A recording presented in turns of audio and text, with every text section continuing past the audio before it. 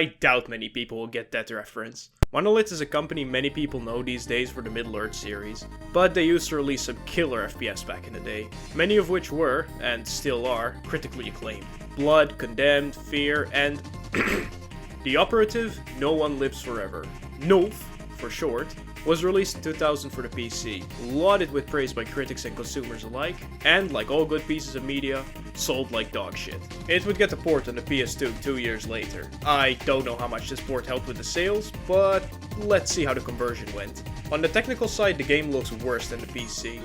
A lot worse. It's the texture quality. It's low and there are no tricks to hide it like anti-aliasing. It's even worse when they zoom in close to the characters, even compared to other PS2 releases at the time. And the frame rate's sluggish. It's uncapped and fluctuates somewhere between 60 and Viewmaster. If anything, you can praise it for its style. NOLF imitates the spy films and series from the 60s. Your Bonds, Get Smart, Our Man Flint, Agent for No, not yet. It's the kind of style you either like or hate. I, for one, think this is fucking sick. Wood paneling, rounded edges, and mismatched puke-inducing colors are the name of the game. The influence is most clear in the character models. The audio side is, quite a mess. See if you can hear it. I'd like to remind you that Volkov was lying in wait. Someone betrayed us. Indeed, and it seems that someone may have been your charming mentor. Bruno? What are you talking about? Okay, now here's the PC version. I'd like to remind you that Volkov was lying in wait. Someone betrayed us. Indeed, and it seems that someone may have been your charming mentor. Bruno? What are you talking about? You might notice it sounds a bit compressed, but the odd part is some lines are. Too bad your ambition is so petty. You might have done great things. Instead, look what you've settled for. It probably had something to do with disk storage, but why not compress all the lines down? Speaking of audio, the PC featured an interactive soundtrack, which means that the music changed based on what's happening on screen. It was completely cut for the PS2 release. We now have a brand new standard soundtrack by Rebecca Knoebel, who did write the game's theme song.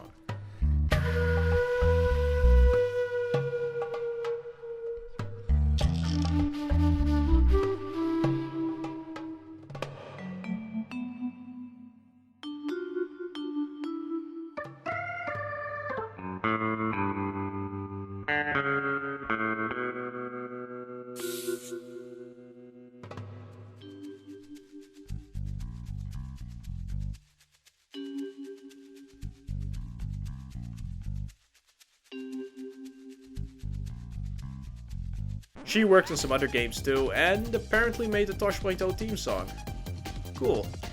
We start our adventure with the Reverse Tomb Raider 2. This is our hero, Kate Archer, voiced by Kit Harris, who you know as Flood from Super Mario Sunshine. While showering, she receives a phone call from her mentor Bruno, who invites her to dinner. At the dinner, we get a little backstory on Kate. She used to be a thief who got offered a job at a secret service named Unity. The directors are old-fashioned and refuse to give her any work fitting of her skills, since this is a man's world. The dinner gets cut short when Kate gets pinged. You see? What did I tell you? Probably just one of the committee members needing a babysitter on short notice. We finally gain control and the tutorial starts. Let's talk about the movement. It's tight even when the frame rate drops, though there are some oddities with the controller layout. It's similar to Quake 3, which is good, but we also have a quick turn on L3. It's instant, so it can work very disorienting if you press it by accident. During a firefight, for instance. Now, my biggest problem lies with walking. Kate has 3 modes of movement: walking, running, and crouching. It's not gradual like you would expect with analog control. Allow me to demonstrate. So we have this little stealth test here. I get told to walk in a crouch to move as quietly as possible. So I do that and get detected.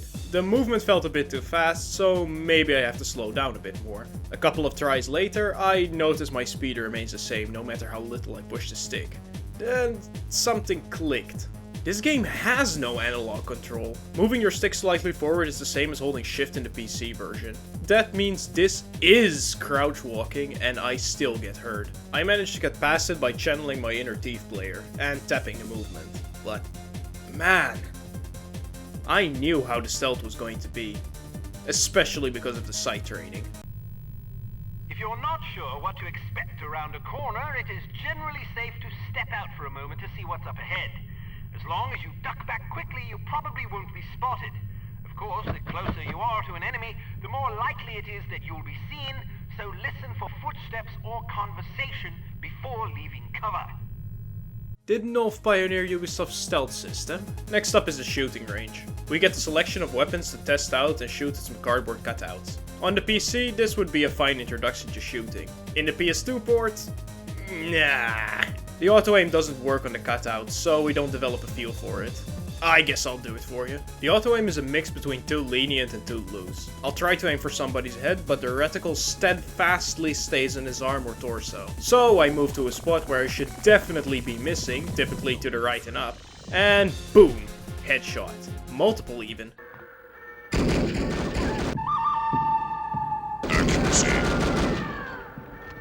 Yeah, once you have the spot, you'll be popping heads like it's going out of style. Until you miss for no reason.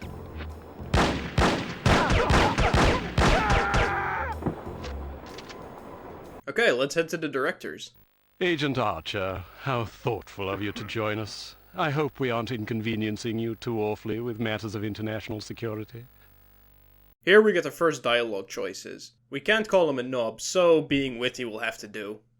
Not at all, Mr. Smith, but it's charming of you to mention it.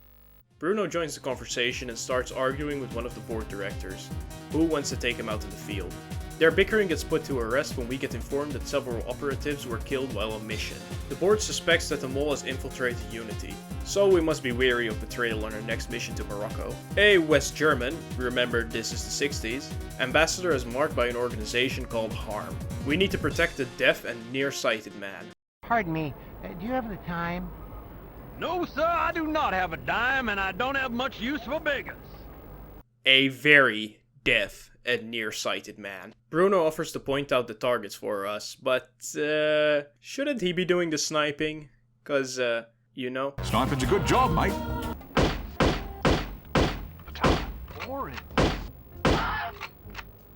I'll cover him for the next stretch. Get to apartment 12 and wait for my signal. Excellent shooting. A couple of thugs might have followed us as we get ambushed. We blast our way out and exit through the courtyard. You look like you need a monkey. Don't we all? We make our way through the Moroccan streets, to a hotel where we meet up with Bruno. But it seems we were betrayed as the thugs immediately find us. We hypothesize that our escape might be compromised too, before we are interrupted by Volkov. Volkov! Get down, let's go! I have dreamed about this day for 6 years. Bruno! I only regret I do not have time to make your demise more eventful.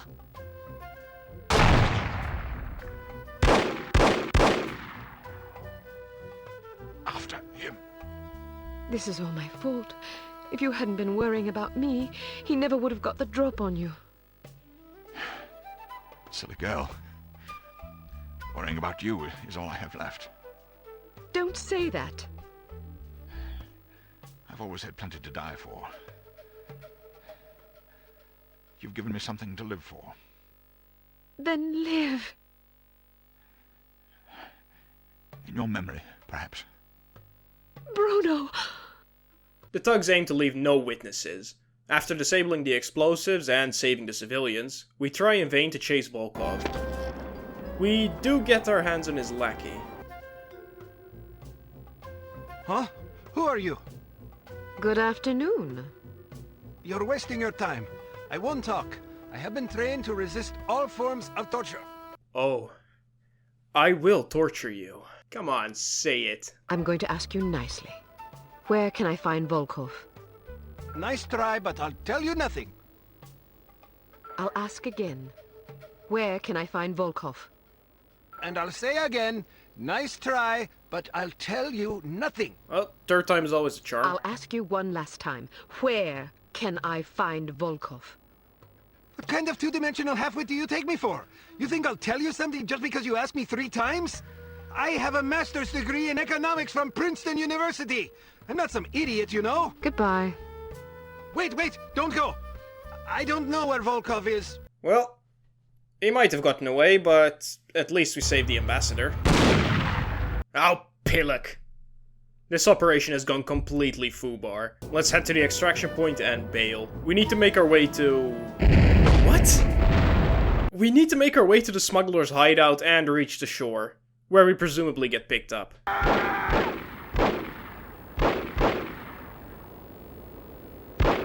Back at HQ, we get put through the ringer for the mission, and being a woman. I think we can classify Morocco as a complete disaster. I knew we were asking for trouble, sending a woman and a fossil like Lowry on an assignment like this. Let's not rush to judgment, shall we? Rush to judgment? I think the facts speak plainly enough. Ambassador Monroe is dead, and we lost another operative, albeit one who should have been put out to pasture long ago. And all we have to show for it are a belligerent, overeducated captive who knows nothing of use, and Ms. Archer here, who has demonstrated an alarming lack of competence in the field. We point out that we were betrayed, but this leads to an unsettling accusation. Indeed, and it seems that someone may have been your charming mentor. Our mentor? A traitor? You must be mad, we've known him for an hour. He can't be. The investigation is still ongoing, so there's no use fighting it now. In the meantime, we get sent on our next mission. An East German biophysicist wants to defect to the West.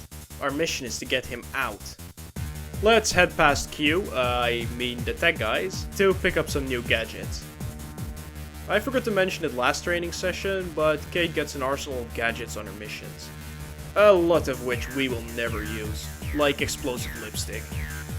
One is even completely useless. It's the dead body remover. You could just toggle corpse removal in the options menu. It's just as fast as using the bottle. Here we get a pair of sunglasses and the strongest weapon of the 60s. A cigarette lighter. That's it, there's nothing else to it. Yet.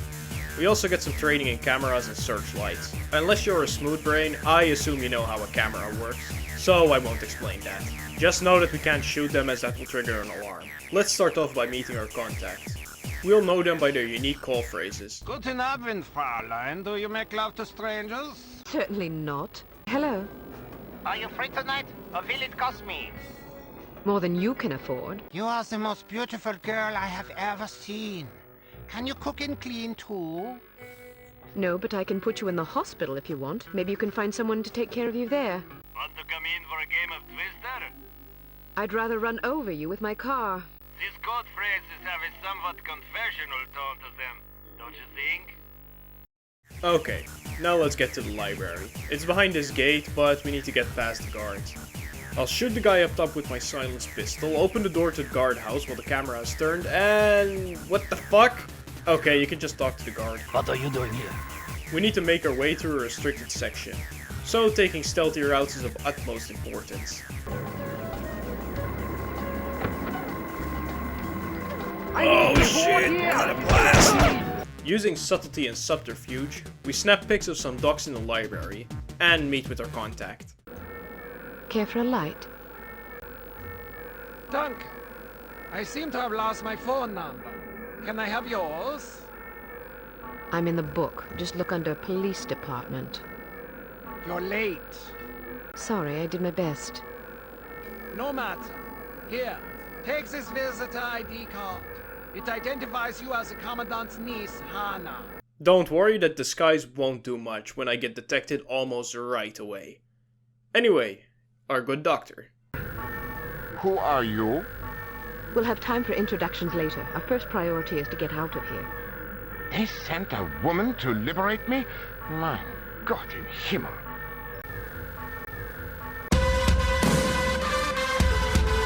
You can lodge a formal complaint the minute we set foot on Western soil. In the meantime, can we go? We blast our way out of there and run to safety. On the plane ride back to the UK, Dr. Schenker apologizes for his earlier behavior and explains the work he was doing. He was developing human bombs. But before we can ask any more questions, our plane gets boarded. We blast our way to the cockpit only to find that our pilot is dead. While Kate is out cold, we have a flashback to her past as a cat burglar. These levels are unique to the PS2 release. They don't add much to the overall story, but hey, more null. They're very stealth based, so we can't kill anyone. and if a copper catches us, it's game over. Our mission is to nick 3 handbags and make it back to our flat. What? How?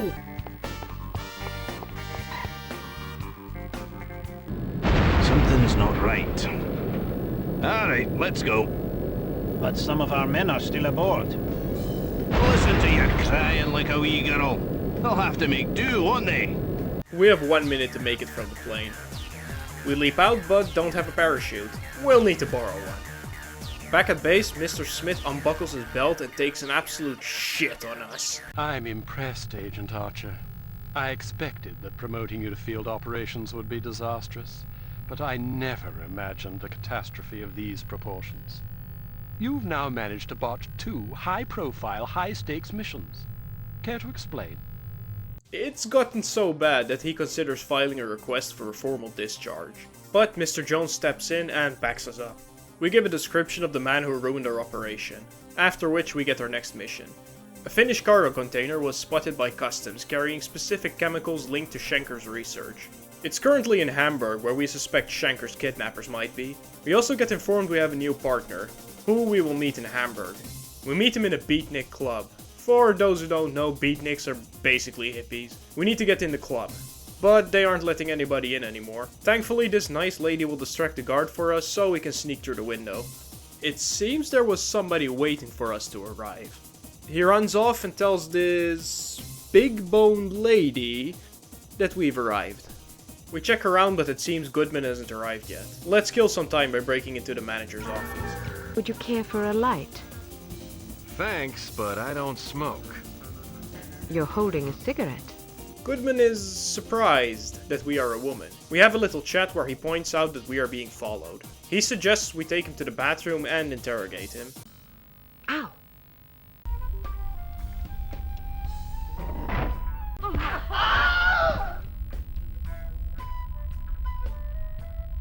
As we start our interrogation, the club gets invaded by some goons. Don't let her get away! Did you find out anything? I was ambushed before I could question the bastard. Meet me at this address in 1 hour. Why not go together? I want to poke around and see who these people are. They may be linked to harm. Are you sure it's safe? Hell no, it's reckless and dumb, but that's not going to stop me. Well, good luck then. What should I do if you don't make it? Don't worry, doll. I'll make it. Oh, you're such a charmer! Anyway, we're not escaping with Goodman's contact. After some cool beer facts, we escape on a raft and head to the docks of Bremen, where we meet with Goodman to board a cargo freighter.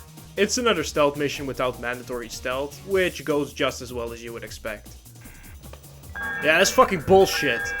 Jack complains we're late. We explain what happened and he understands. Sadly, he planted bombs in our absence to create a diversion, but deactivated the timers when it was clear we weren't gonna make it on time. We quickly reactivate them. Now to make it onto that ship. On the ship we need to take 2 pictures of chemical containers and find the captain's log. The barrels are easy, but we get knocked out on our way to the captain's log.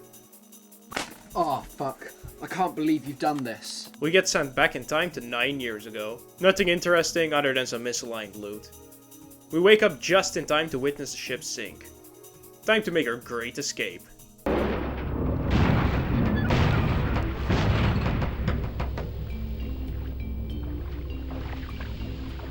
Sloppy. Let's head back to Goodman. We scold him for blowing up the ship and use a certified hood classic. Your mother. Oh! But he has a fiery return. Never send a woman to do a man's work. Our location's been compromised, so we need to make a quick escape and head to a safe house where we can find some scuba gear. You know what that means. How do I get up this ladder? Ah!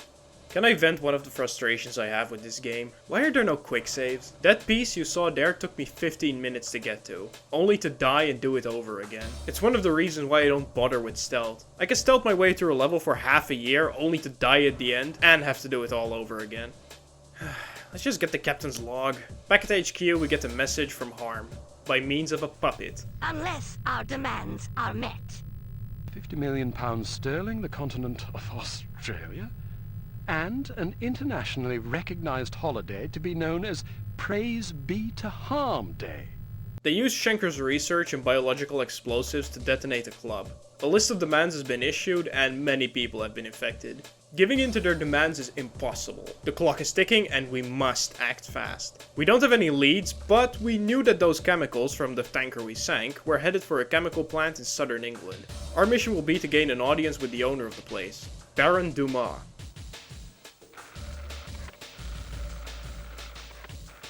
Nice name. We tried to bullshit our way in, but it seems we have no luck. Time for some dirty moves.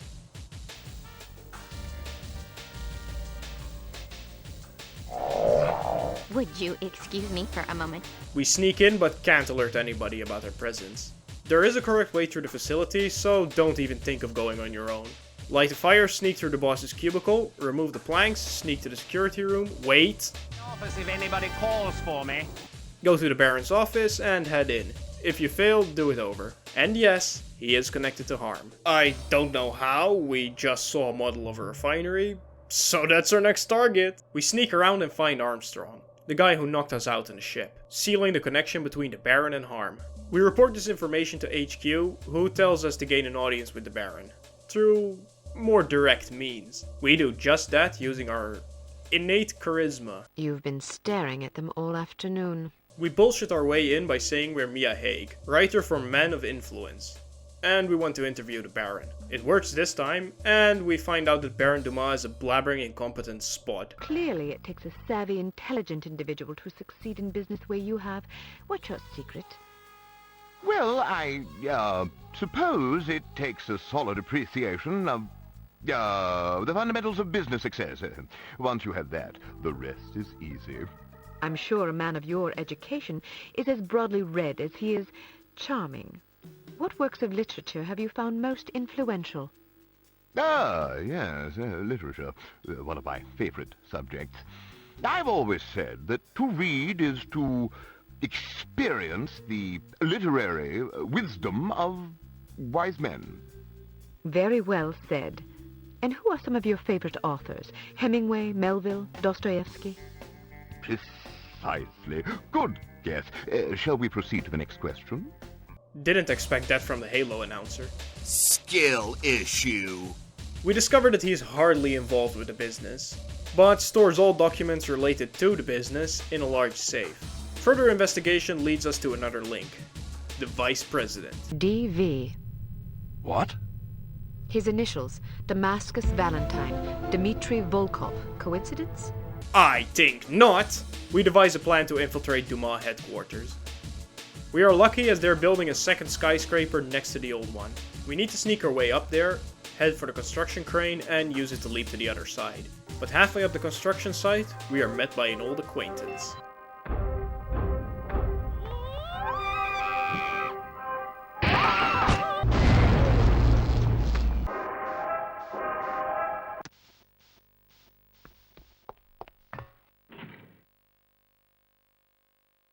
On top of Dumas HQ, we need to send out a signal to Agent Goodman at the bottom, who will start creating a distraction. While he is keeping him busy, we head into the empty office.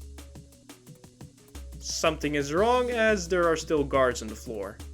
We make it to Dumas' office, break into the safe, avoid the lasers using their infrared glasses HQ gave us. We're 100% black. And photograph the ledger. Let's get out of here. What's wrong? Volkov. Once again, I find myself aiming a pistol at someone you care about. Drop your gun. How do I know you won't shoot him? You don't. But you can be sure that I will shoot him, unless you do as I say. Don't listen to him, Archer. I realize you are American, and therefore feel entitled to speak your mind whenever you please. But you are also at gunpoint, and very likely to be shot if you don't shut up! Go to hell. You are testing my patience. Miss Archer, I suggest you drop your weapon before your obnoxious American friend forces me to silence him, once and for all. Don't do it. Get out of here now! Tom! Go! Go!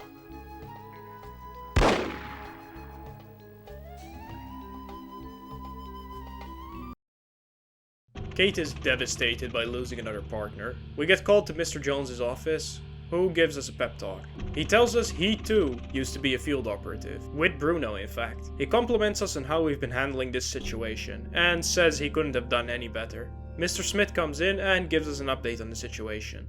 From our photograph, they could deduce that Harm must have a secret base under a lumberyard in Washington State, where they might be hiding Dr. Schenker. There are trains making unscheduled stops there, probably resupplying the place. We're going to get smuggled aboard and detach the caboose, which will get routed by an agent to an unused depot. Here we can make our way in with minimal resistance. There is another nugget of information. The Baron's wife. She changed her surname recently. Her original name was Farnsworth. Kate knows this name. Kate knows this because she was fascinated by the similarities between her and the Baroness's story. Although her dad didn't diddle kiddies. We unlink the caboose and shoot off to the lumberyard. Once at the lumberyard, we blast our way out and make a break for it on motorcycle. The motorcycle has the same problem the movement has. Digital movement on analog input. So steering feels terrible. Once inside, we disable the security system and head down. We remain undetected until we meet these dorks. You can't expect the solution to react without a catalyst. There is a catalyst. That's not the problem. Are you sure your proportions are correct? Positive. I measured everything twice. You included all the ingredients? Yes, yes! Even the sodium nitrate? Oh, damn. I forgot about that. Okay, I'm going to show my power level here. Yes, you can! A catalyst only speeds up a reaction and does not get used up in said process. If it does not meet those two criteria, it's just another reagent. This isn't even my final form. The writers probably picked that chemical because it was used in the production of gunpowder. Anyway. Hello? Our intelligence was right, and Schenker is here. He tells us that all of this was planned by Harm, his defection from the East, and Unity's intervention.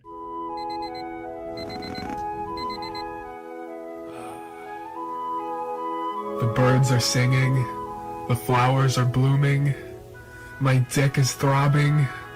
What a beautiful...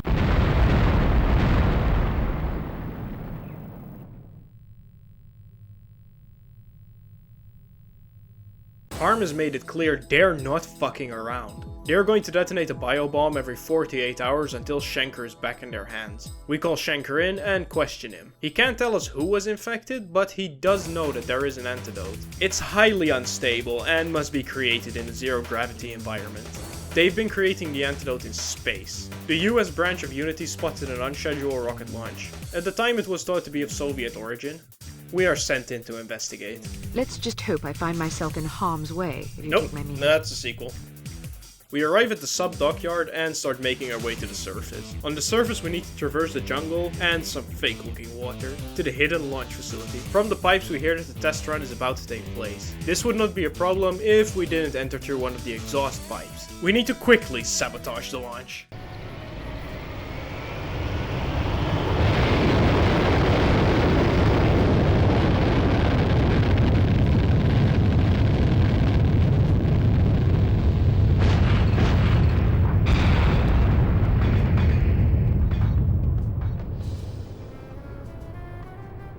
Further in the facility we discover that Harm is straight out of antidote.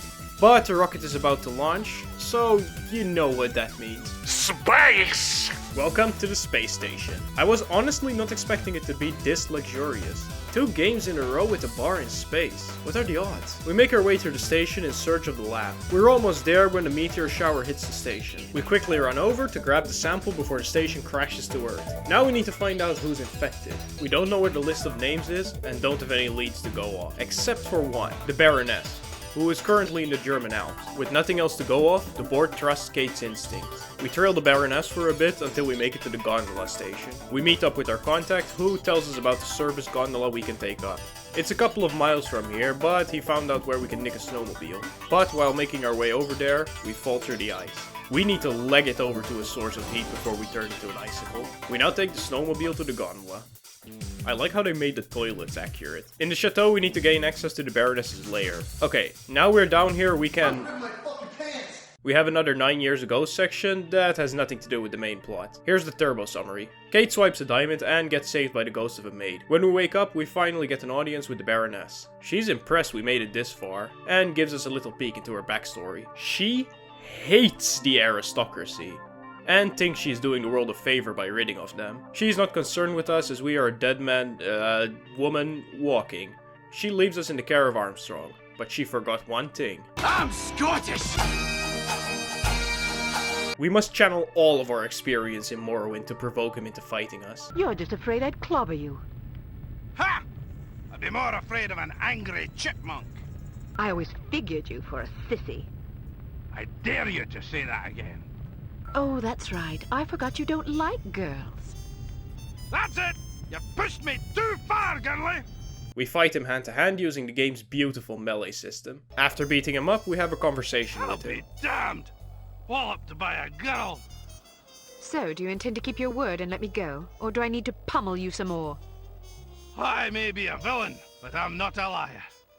A promise is a promise. What about you? Time to look for a new job, I suppose. I'm definitely not sticking around here to discuss your escape with the Baroness. Maybe you should consider a legitimate career next time. My skill set is a bit too, specialized for legitimate work. Don't you worry about me. I'll make do. I owe you. That you do. He seems like a real good bloke. He does need a bit more coercing to tell us where the Baroness hides the list of names. Imagine some crazy woman with a chip on her shoulder blew up your mum. How would that make you feel? My mum's already dead. Answer my question, you big ox, or I'll pummel you so bad you'll be picking your own teeth out of your arse. As far as I know, she keeps the bloody thing in a safe in her underground lair. There's an elevator behind a woodpile downstairs. One like this? On our way down, we start to notice that we are running on the wire. Kate is belching, so the gas is starting to build. As we go further into the facility, the time begins to run out. But we managed to get the antidote just in the nick of time. Now for that list.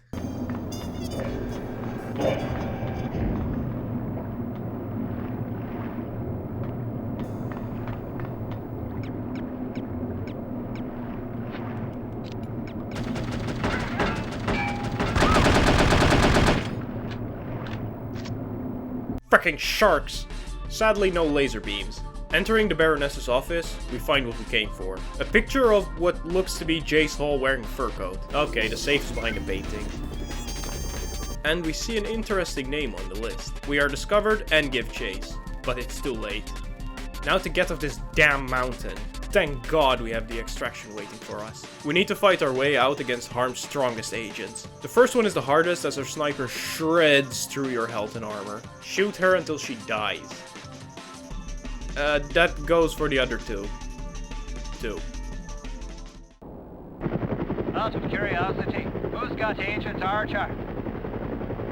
Oh, you had a... I don't have her either. Damn it all to hell. Should we head back? Well, the objective of our mission was to rescue her. Good point. You bunch of tossers! Guess we'll be taking the gondola down. On our way down, a couple of Harm helicopters try to kill us. But I have more trouble staying on the gondola. Every time I move, I feel a force pushing me back. I've died a couple of times at this, actually. Oh yeah, and the gunfire. Okay, remember how the size of the biobomb's explosion was based on the size of a person? Wanna know who was the first name on the list?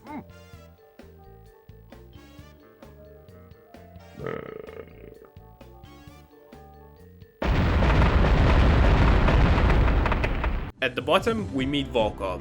He tells us to hand over the list, and he will kill us quickly. We tell him to bugger off. We can barely finish our line before the floor caves in. We make a mad dash to our gun and kill Volkov. Goodbye, Dimitri. Now to make our way to the village and call into HQ to clear up our status. Now to get some Don't congratulate yourself yet. Ms. Archer. It's honey. You've won nothing. Yes, well, you've lost everything. Again. Not true, Agent Archer. I still have the satisfaction of knowing that you have failed. But I haven't. We have Dr. Schenker, we have the antidote, and most importantly, we have the names of your intended victims. You still have to deliver the list. Which I shall, just as I shall deliver you to prison where you can accustom yourself to a slightly less opulent lifestyle. Ah, what a sweet fantasy. But it's not meant to be, I'm afraid. Know this, little girl. Harm does not die with me. I think you'll survive your wounds. It's not my wounds you should be worried about. Oh shit! She's gonna blow! Run! She's gonna blow! Inside! Run! Across the street! Get inside! I'll end you!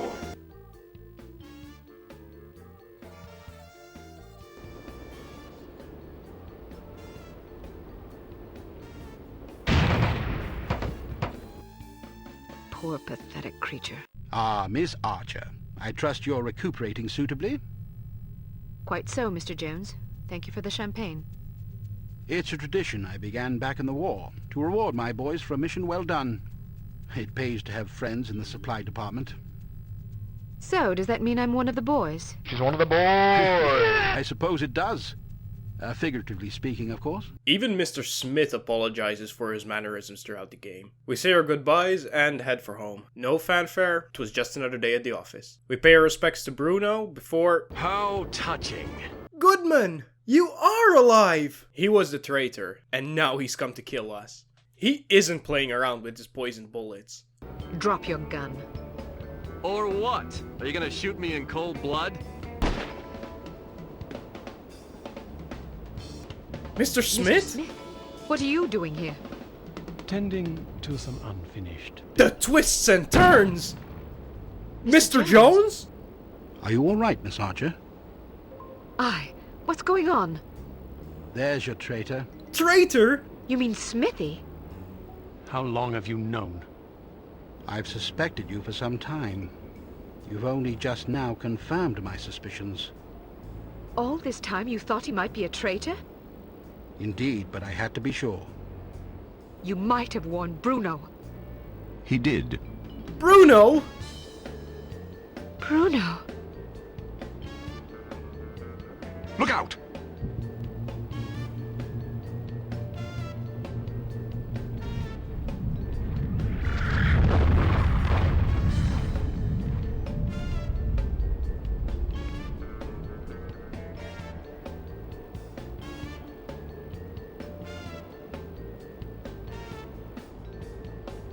Everyone okay? Good shooting, Archer. But what about Tom? Tom Goodman died in Amsterdam. What? But I thought... The man you knew as Tom Goodman was an imposter. His real name was Melvin Blitzney. He's a former vacuum cleaner salesman from Akron, Ohio. I don't understand. It's quite simple. 7 years ago, Mr. Jones took Smithy off the active list due to his increasingly inadequate performance in the field. Mandatory retirement came as a great blow. Smithy, like many operatives, thought of himself as a man of action. He viewed his reassignment into the role of an administrator as an insult to his virility. He kept his dissatisfaction to himself, secretly plotting to discredit Jones and, in the process, line his own pockets. To this end, he recruited Melvin Blitzney, who underwent plastic surgery, extensive training, and months of voice lessons in order to become Tom Goodman, for whom Smithy, meanwhile, laid a deadly trap in Amsterdam. But what about Morocco? It was a trap meant to snare us both. Mr. Jones and I agreed that it would serve as a perfect opportunity for me to disappear for a while. You might have warned me, you know. We couldn't risk tipping our hand. You mean you didn't think I could keep a secret? Keeping a secret wasn't enough. Smithy had to believe I was dead, which meant that you had to believe it as well. I'm truly sorry, Kate. Oh, you will be. Calm down. Don't run away from me. Come back and take what's coming to you. Kate, please, you're overreacting. I'll show you overreacting, you bastard. That was good. Really good, actually. You know what? Go play it. Just not the PlayStation 2 version. It's like watching a TV series on a half-broken TV. The sound's not as good, and it can be hard to see what's going on. But the glimpses of greatness shine through. Just get the PC version from... You can't buy it anywhere. Well, in that case, the source code is online. Look for it. I'll see you in the next one. We're skedaddling over to the Xbox for one dark game.